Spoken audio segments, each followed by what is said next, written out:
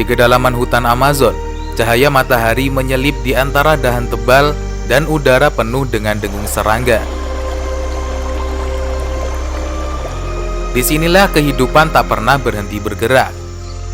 Dan di antara segala keramaian itu, seekor hummingbird betina memulai tugas paling penting dalam hidupnya.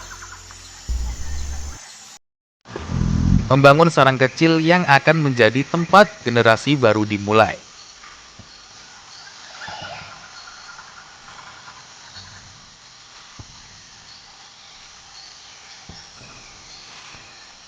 Sutra Laba-Laba.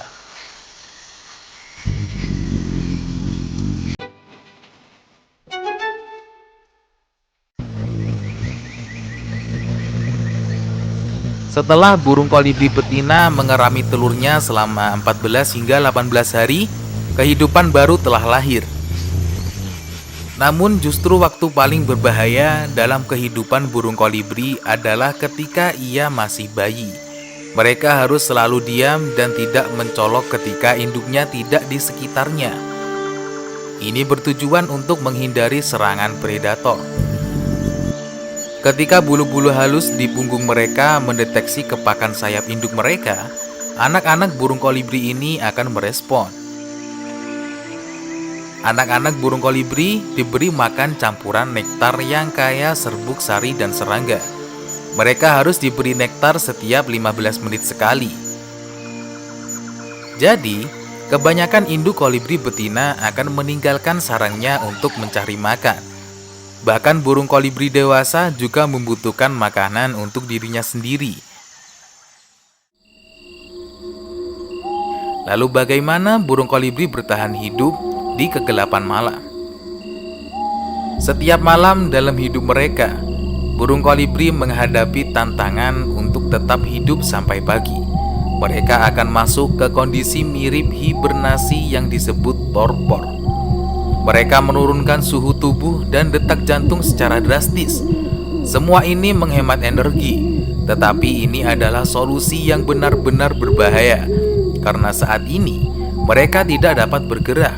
Tidak ada kemungkinan untuk melarikan diri dari predator yang mungkin saja menemukan mereka.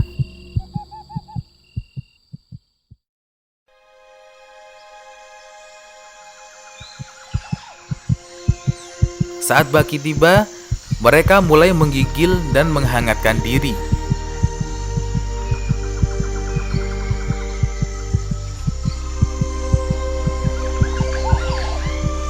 Ini membutuhkan setengah jam untuk kembali normal.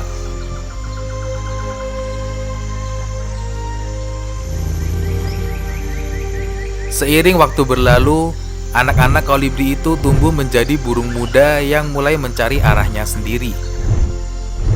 Sayap mereka semakin kuat, insting mereka semakin tajam, dan untuk pertama kalinya mereka meninggalkan sarang yang selama ini melindungi mereka dari bahaya. Di tengah hutan yang lebat, sang anak jantan kini belajar memiliki dunianya sendiri.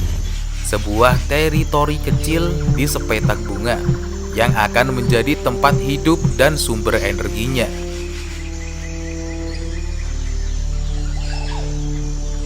Bahkan ketika ia pergi ke teritorialnya sendiri untuk mencari makan, ia tetap waspada terhadap kemungkinan burung kolibri lain untuk mencuri.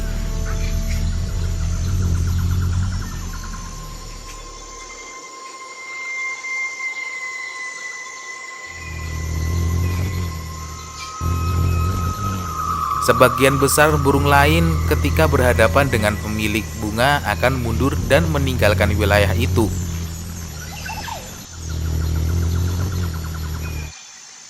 Pada dasarnya, pemilik teritori mempertahankan wilayahnya dengan tampilan warna yang indah.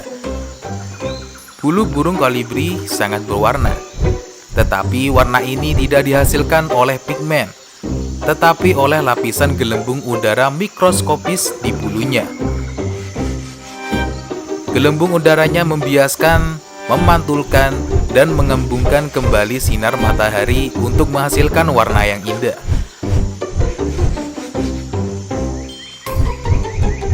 Bahkan, Warnanya tergantung sudut sinar matahari, sehingga burung kolibri dapat mematikan dan menyalakan sinar cemerlang mereka.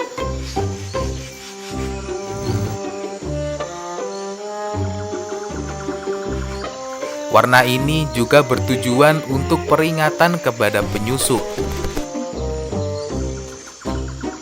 tetapi juga mampu bersembunyi dari musuh.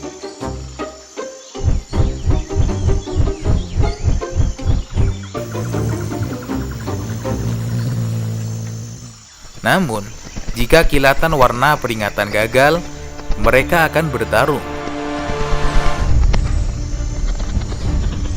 Pemilik teritori harus mempertahankan persediaan nektarnya yang berharga.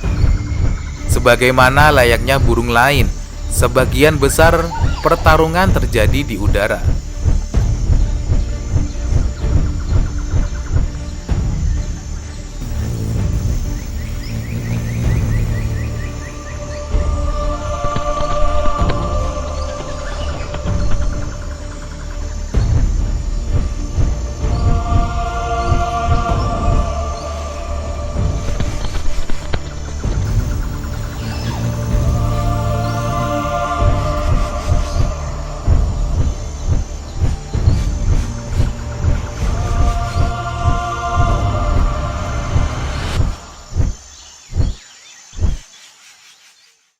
Setelah berhasil mempertahankan teritori bunganya sendiri, ia memasuki tahap kehidupan berikutnya.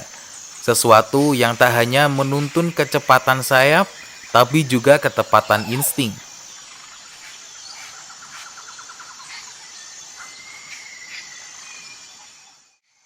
Di bawah sinar matahari yang menembus celah daun, ia terbang rendah mencari satu hal yang menentukan masa depannya, yaitu pasangan. Burung kolibri jantan yang sudah mencapai umur 1 tahun memiliki cara unik untuk mengesankan kolibri betina. Ia menggoyangkan ekornya ke kiri dan ke kanan, seolah sedang menari di udara.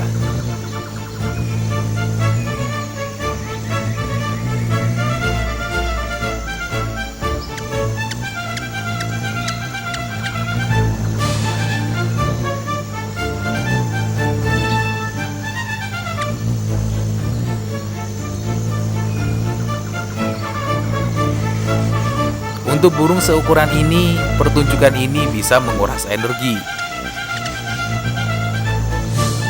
Dan mungkin dirancang untuk melakukan itu, untuk memamerkan kebugarannya.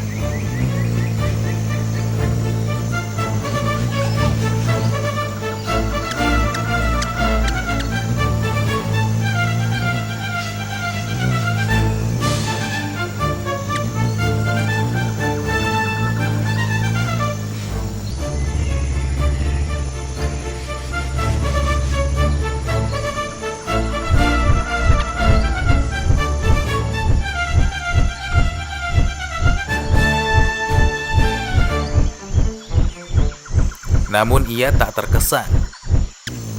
Kali ini, dia tidak beruntung.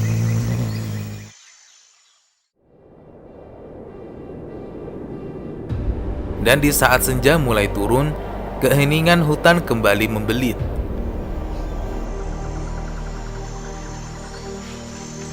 Di dunia kolibri, kegagalan bukanlah akhir, hanya bagian dari siklus yang terus berputar.